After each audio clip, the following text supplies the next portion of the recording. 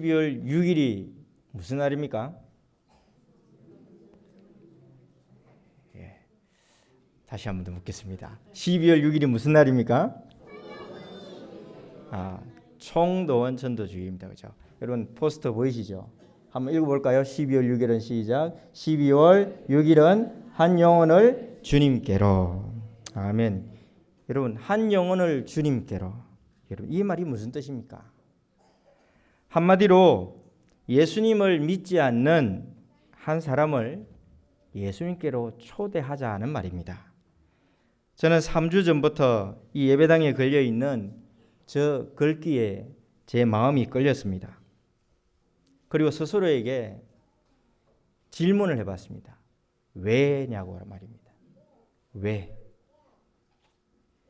왜 한 영혼을 주님께로 초대해야 할까요? 여러분 자신에게 한번 질문해 보신 적 있습니까? 저 목사가 믿음 없는 저런 질문을 하노? 뭐 이렇게 생각을 하십니까? 여러분 한 번도 그런 질문을 해보지 않았다면 오늘 한번 스스로에게 질문을 해보십시오.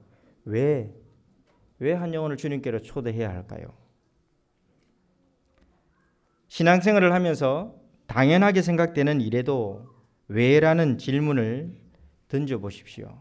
그리고 말씀으로 기도로 그 왜라는 질문에 답을 찾아보십시오.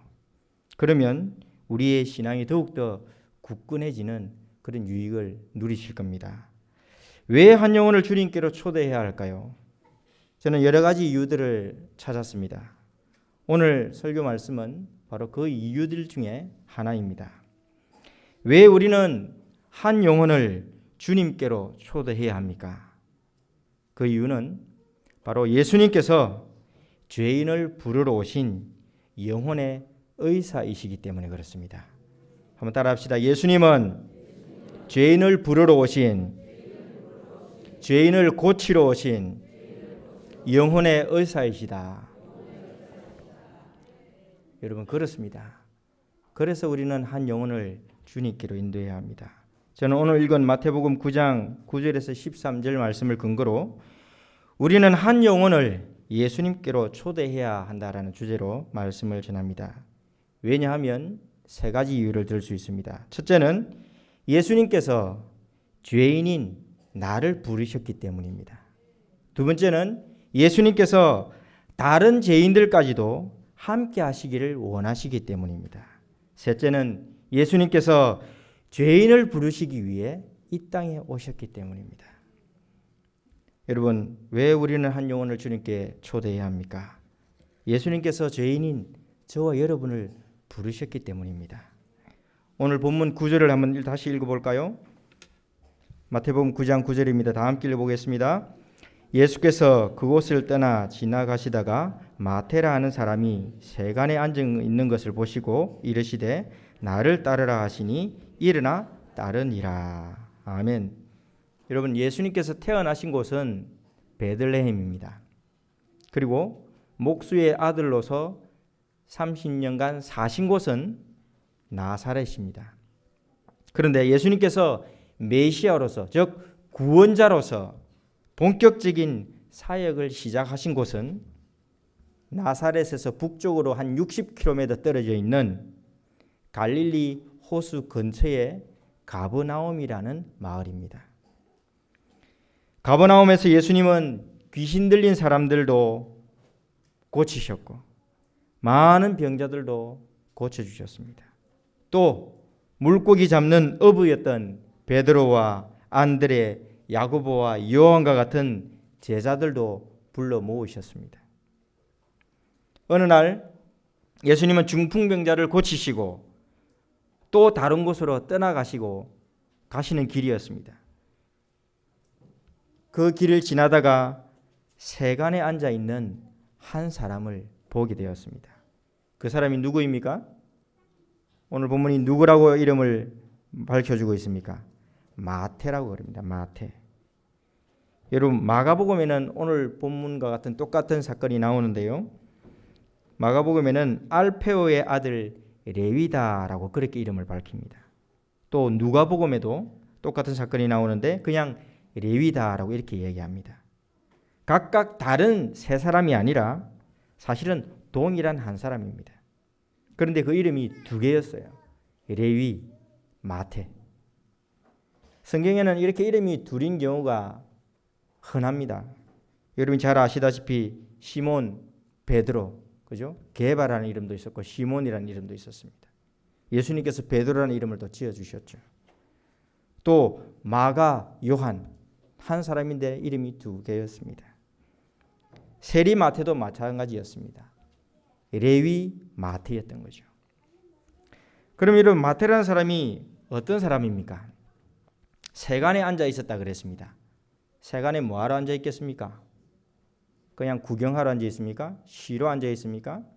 직업상 세간에 지금 앉아 있는 사람입니다. 이런 사람을 두고 성경은 세리다라고 얘기합니다. 여러분, 세리라는 직업을 이해하기 위해서는 사실 이 당시에 배경을 좀 아실 필요가 있습니다. 이 가버나움이라고 하는 도시는, 마을은 예수님 당시 남쪽으로는 이집트와 그리고 북쪽으로는 시리아를 연결하는 큰 무역로에 걸쳐 있는 그런 무역의 요충지였습니다. 그리고 갈릴리라는 큰 호수를 끼고 있는 그런 마을이었기에 물자를 수송하는 배들이 많이 오고 갔습니다.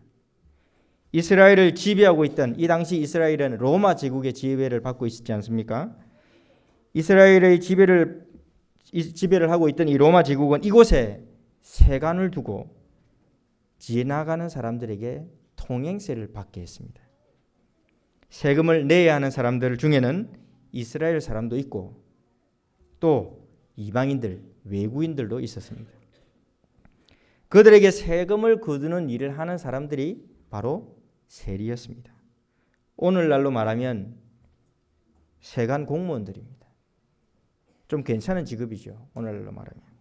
그런데 문제는 그 당시에 세리라는 직업을 가진 사람은 이스라엘 사회에서 괄시와 천대를 받고 소외당했다는 것입니다. 왜 세리라는 직업이 그 당시에는 괄시받고 천대받고 소외당했을까요? 세 가지 이유 때문입니다. 하나는 경제적인 이유입니다. 이 세리들이 세금으로 거둔 돈의 일정 부분은 로마 제국에 갖다 바칩니다. 그리고 나머지 부분은 다 자기 배를 채우는 데 썼습니다. 자기의 재산을 불리는 거죠. 그래서 이스라엘 백성들은 이 세리를 보고 자기들의 돈을 훔쳐가는 도둑이다라고 그렇게 말했습니다.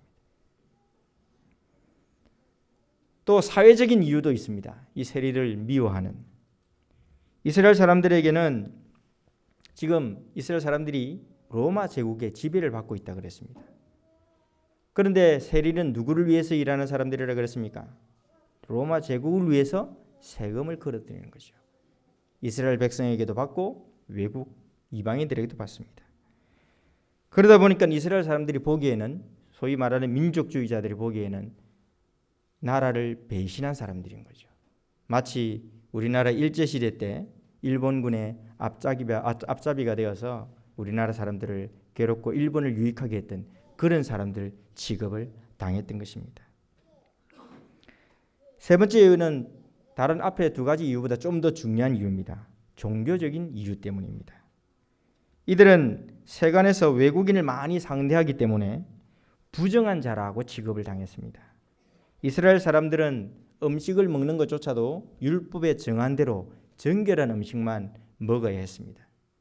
그런데 먹는 것뿐만 아니라 접촉하는 것, 사람을 대하는 것, 누구와 만나는 것조차도 사실은 정결한 사람과만 접촉해야만 했습니다.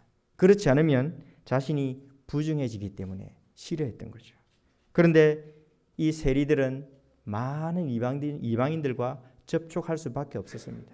세금을 받는 일 때문에. 그래서 이들은 부정한 자라고, 죄인이라고 취급을 당했습니다. 여러분, 이런 이유들 때문에 세리는 사회적 지위가 아주 낮았고 종교적으로는 미천한 존재가 되어서 사람 대접을 받지 못했습니다. 누가복음 18장에 나오는 바리새인과 이 세리의 기도 비유에서 바리새인이 여러분 이렇게 기도합니다. 하나님이여, 나는 다른 사람들 곧 토색, 불의, 간음을 하는 자들과 같지 아니하고 이 세리와도 같지 아니함을 감사하나이다. 이렇게 기도합니다. 이 바리새인의 기도만 생각해봐도 당시에 이 세리가 얼마나 죄인 취급을 당했는지, 얼마나 사람 대접을 못 받았는지 잘 알 수 있는 것입니다. 그런데 오늘 예수님께서 그 세리 마태를 보시고 나를 따르라 이렇게 말씀하십니다. 여러분, 이 말은 다른 제자들을 부르실 때와 똑같은 말씀이십니다. 베드로와 요한과 안드레와 그의 친구들을 부를 때 또 예수님께서 나를 따르라라고 말씀하셨어요. 예수님은 세리 마태를 지금 자신의 제자로 부르고 계십니다. 사실 세리 마태에 비하면 예수님의 제자들 중에 이 어부 출신인 이 베드로와 같은 사람들은 양반축에 끼이는 사람입니다. 세리 마태는 도둑이요, 나라를 배신한 자요, 부정한 죄인이라고까지 여김을 받았던 그런 사람이지 않습니까? 그 당시로 보면 하나님의 거룩한 백성이라고 하는 그 이름에는 전혀 걸맞지 않는 그런 사람이었습니다.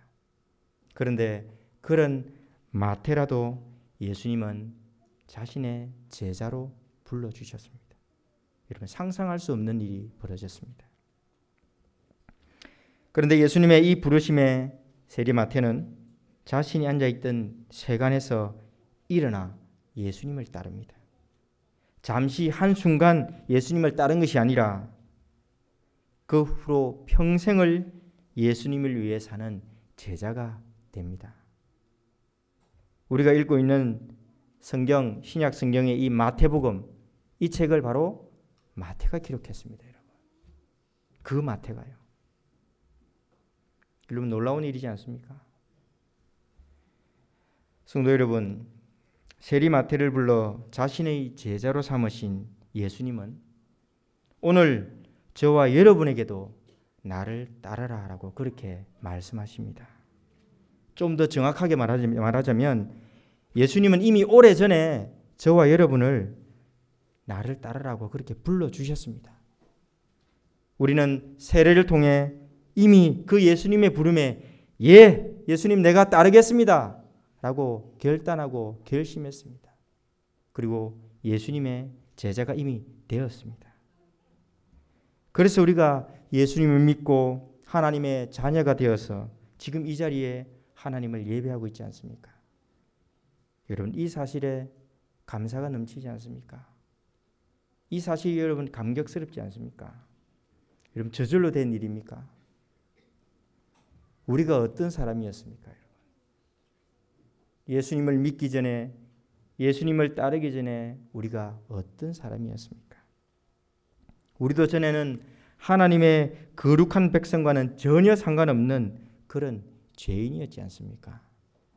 과거에 우리도 우상이나 돈이나 세상을 섬기며 살던 그런 죄인이었습니다. 하나님의 은혜 안에 있으면서도 하나님의 은혜에 감사할 줄 모르고 사는 것, 우리가 그런 죄인이었지 않습니까? 사도 바울이 말한 것처럼 허물과 죄로 죽었던 바로 저와 여러분들이었습니다. 그런 우리를 예수님께서 나를 따르라 라고 그렇게 불러주신 것이죠. 우리의 죄를 위해서 십자가에서 죽으셨고 우리를 다 용서해 주셨습니다. 아무런 자격이 없는 우리를 예수님과 동행하는 제자로 삼아 주셨습니다. 우리 마음에 찾아와 주신 거죠. 우리가 이런 은혜를 받았기에 우리도 한 영혼을 예수님께로 초대해야 하는 것입니다. 죄인인 나를 예수님의 제자로 불러주신 그 은혜에 감사하여서, 감격하여서 한 영혼을 우리 주님께로 초대하는 저와 여러분 되시기를 바랍니다. 두 번째입니다. 우리는 왜 한 영혼을 주님께로 초대해야 합니까? 예수님께서 다른 죄인들까지도 함께 하시기를 원하시기 때문에 그렇습니다. 오늘 본문 10절을 우리가 다시 한번 읽어봅시다. 함께 읽겠습니다. 예수께서 마태의 집에서 앉아 음식을 잡수실 때에 많은 세리와 죄인들이 와서 예수와 그의 제자들과 함께 앉았더니. 아멘. 예수님의 부름을 받아 제자가 된 이 세리 마태는 곧장 자기 집으로 갑니다. 그리고는 잔치를 엽니다. 누가복음을 읽어보십시오. 잔치를 배설했다라고 그렇게 얘기합니다. 그리고 그 잔치에 손님들을 초대합니다. 그 초대받은 손님들이 누군지 아십니까? 많은 세리와 죄인들이었습니다. 바로 마태 자신의 친구들이었습니다. 그리고 예수님과 제자들도 함께 초대받았습니다.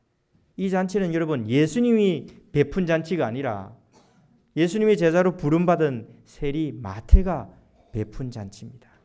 그리고 자기 친구들을 초대했습니다. 예수님과 제자들도 그 자리에 같이 있습니다. 우리가 보기에는 대수롭지 않은 일 같지만 여러분 지금 엄청난 일이 벌어졌습니다. 왜냐하면 이 바리새인들의 반응을 보면 지금 이 잔치 자리에 앉아 있는 이 모양을 본 바리새인들의 반응을 보면 이게 엄청난 일인 줄 알 수 있습니다. 11절에 바리새인들의 반응이 나오는데요. 11절 다시 읽어보겠습니다. 바리새인들이 보고 그의 제자들에게 이르되 어찌하여 너희 선생은 세리와 죄인들과 함께 잡수시느냐. 지금 이 말은 아주 화가 나고 아주 성이 난 상태로 지금 얘기를 하는 겁니다. 손님으로 초대받지 못한 것 때문에 화가 난 것이 아닙니다. 이들은 손님으로 초대받지 못했지만 지금 그 마태의 집에서 어떤 일이 일어나는지를 다 보고 있습니다. 바리새인들은 그 마태의 잔치 자리에 지금 누가 와 있고 누가 함께 먹고 마시는지를 보고 있습니다. 그리고는 제자들에게 어찌하여 너희 선생은 세리와 죄인들과 함께 잡수시느냐 이렇게 따져 묻는 것입니다. 여러분 이스라엘 사람들에게는 무엇을 먹는가뿐 아니라 누구와 먹는가도 중요합니다. 제가 앞에서 말씀드린 것처럼 그들은 부정한 음식 대신에 정결한 음식만 먹어야 했습니다. 뿐만 아니라 이방인이나 죄인과 같은 부정한 사람과는 함께 먹을 수가 없었습니다. 그렇게 되면 자신이 부정해진다라고 율법이 말하기 때문에 하나님의 거룩한 백성은 정결한 음식만 먹고 정결한 사람과만 음식을 나누어 먹을 수 있었습니다. 그런데 지금 예수님은 누구와 함께 하신단 말입니까? 죄인들과요. 사람 취급받지 못하는 세리들과 함께 식사를 하고 계십니다. 이것은 일종의 폭탄 테러와 같은 일이 벌어진 것입니다. 그러니 바리새인들이 화가 났지요. 예수님을 부정해지는 것, 예수님 저렇게 하면 예수님이 부정해지는데 뭐 이런 마음이 아니라 예수님의 염려가 돼서가 아니라 예수님이 죄인과 함께하는 것 그것 때문에 안 그래도 예수님이 미운데 더 미워진 거죠. 더 화가 난 것입니다. 그러나 예수님은 공공연하게 세리와 죄인들과 함께 잡수셨습니다. 마태복음 11장 19절 말씀에 보면 예수님은 세리와 죄인들의 친구가 되셨다라고 그렇게 얘기합니다. 누가복음 15장 1절에도 모든 세리와 죄인들이 말씀을 들으러 예수님 가까이에 왔다라고 그렇게 말씀하고 있습니다. 하나님의 율법과는 멀리 떨어져 있는 그 사람들, 일반 이스라엘 백성들에게는 사람 대접도 받지 못하는 세리와 죄인들과 함께 예수님은 함께 하시기를 즐거워하셨던 것입니다. 함께 음식을 나누어 먹는 것을 기뻐하셨던 것입니다. 그들이 잔치 자리에 함께 나아오기를 바라셨던 것입니다. 그래서 예수님께서는 마태의 잔치 자리에 오셨고 마태의 친구들인 세리와 죄인들과 함께 기뻐하며 즐거워하며 먹고 마셨습니다. 영육간에 병든 사람들과 세리와 죄인들과도 함께 먹고 마시는 것을 기뻐하신 거죠. 왜 그랬을까요? 왜? 그렇게 하면 부정해지는데 왜 예수님은 그걸 감수하고도 그들과 함께 먹고 마시기를 기뻐하셨을까요? 예수님은 병든 자와 죄인까지도 환영하시는 분이시기 때문에 그렇습니다. 그들의 고통과 병과 죄의 문제를 해결해 주시는 분이 바로 예수님 자신이시기 때문에 그렇습니다. 여러분 오늘은 2015년 11월 8일입니다. 지금도 예수님은 세리와 죄인들과 함께 하시기를 원하십니다. 저와 여러분의 불신 친구요, 불신 가족이요, 불신 이웃들과 함께 먹고 마시기를 원하신다는 거죠. 그들의 육신의 문제와 영혼의 문제와 죄의 문제를 도와주시기를 기뻐하십니다. 세리마 때처럼 우리도 잔치를 베풀려고 합니다. 날짜를 정했습니다. 손님을 불러 모아야 합니다. 우리의 친구들, 곧 예수님의 친구들을요. 저와 여러분이 이 불신 가족과 친구들까지도 함께 우리의 잔치에 초대해서 그들도 예수님과 함께 먹고 마시는 복을 다 누리게 하기를 간절히 바랍니다. 세 번째입니다. 우리는 왜 한 영혼을 주님께로 초대해야 할까요? 예수님은 영혼의 병에 걸린 죄인을 부르시기 위해 이 땅에 오셨기 때문입니다. 12절과 13절을 우리 함께 읽어보겠습니다. 다 함께 읽습니다. 예수께서 들으시고 이르시되 건강한 자에게는 의사가 쓸데없고 병든 자에게라야 쓸데있느니라. 너희는 가서 내가 긍휼을 원하고 제사를 원하지 아니하노라 하신 뜻이 무엇인지 배우라. 나는 의인을 부르러 온 것이 아니요 죄인을 부르러 왔노라 하시니라. 아멘. 여러분, 병원은 어떤 사람이 갑니까? 아픈 사람이 갑니다.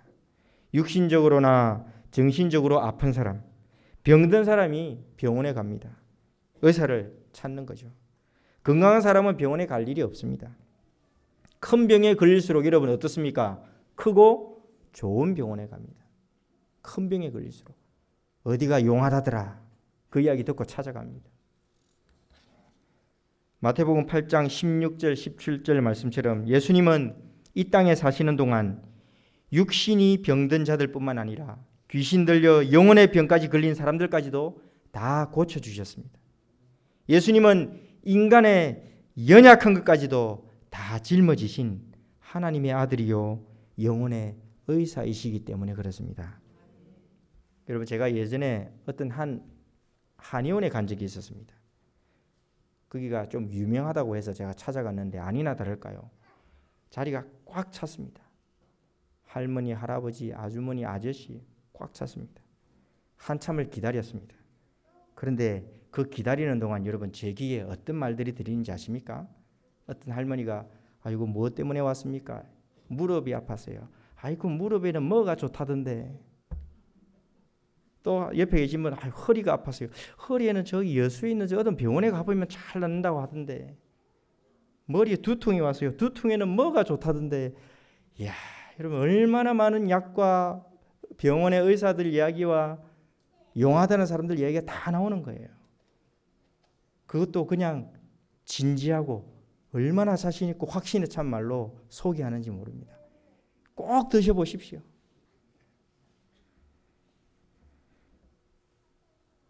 최근에 제 주위에 의혈을 제거하면 이 만병통치약처럼 모든 것이 다 낫는다라고 말씀해 주는 분이 있었습니다. 정말 자신 있게 얘기를 합니다. 저희 집에 책과 그 DVD까지 동영상으로 된 것까지 다 보여줄 수 있도록 자료를 이만큼 갖다 줬습니다. 그리고 빨리 갖다 주세요 그러더라고요. 3일 만에 제가 빨리 복사만 해놓고 갖다 줬습니다. 저는 읽어보지는 않았지만 얼마나 확신에 차서 얘기하는지요. 의를 빼는 게 어떤 건지 아시죠 여러분? 부항을 떠서 이렇게 침을 확 나가지고 피를 이렇게 뽑아내면 두통, 뭐 관절염 온갖 게 다 낫는 데입니다.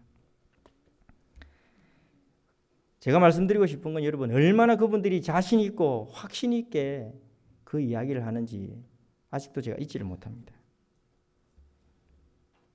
그런데 여러분 우리는 어떻습니까?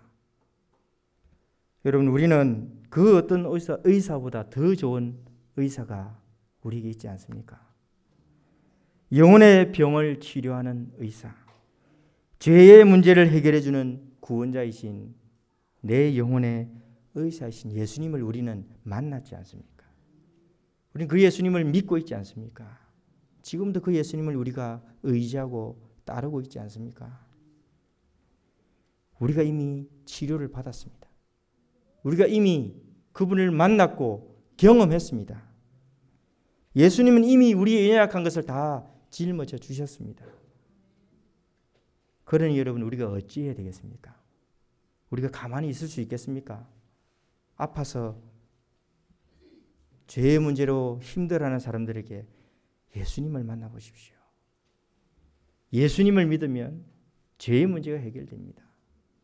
여러분 확신 있게 전할 수 있어야 되지 않겠습니까? 자신 있고 확신에 찬 목소리로 예수님이 우리의 병의 치료자이십니다. 내 영혼의 의사이십니다라고 여러분 말할 수 있어야 되지 않겠습니까? 마태처럼 한 영혼을 주님께로 초대하는 일에 저와 여러분들이 쓰임 받기를 바랍니다. 육신의 병, 영혼의 병, 죄의 짐에 눌려서 있는 우리의 가족들과 친구들과 이웃들을 영혼의 의사 되시는 예수님께로 초대하십시다. 누가복음 19장 10절에 인자에 온 것은 잃어버린 자를 찾아 구원하려 함이라라고 그렇게 말씀하십니다. 디모데전서 1장 15절에는 믿보다 모든 사람이 받을 만한 이 말이요 그리스도 예수께서 죄인을 구원하시려고 세상에 임하셨다 하였도다. 아멘. 12월 6일은 많은 사람들을 초대하는 잔치날입니다. 이날에 죄의 병에 걸려있는 나를 치유하신 예수님, 또 다른 죄인과 만나고 싶어 하시는 그 예수님, 죄로 병든 죄인을 구원하러 이 땅에 오신 예수님을 우리가 자랑하고 소개하고 우리의 가족과 이웃과 친구들에게 이 예수님을 이끄는, 그래서 그분들이 정말 예수님과 함께 먹고 마시는 복을 누릴 수 있는 그런 정말 멋진 이 잔치 자리가 되도록 우리가 함께 기도하고 함께 힘쓰시기를 간절히 바랍니다.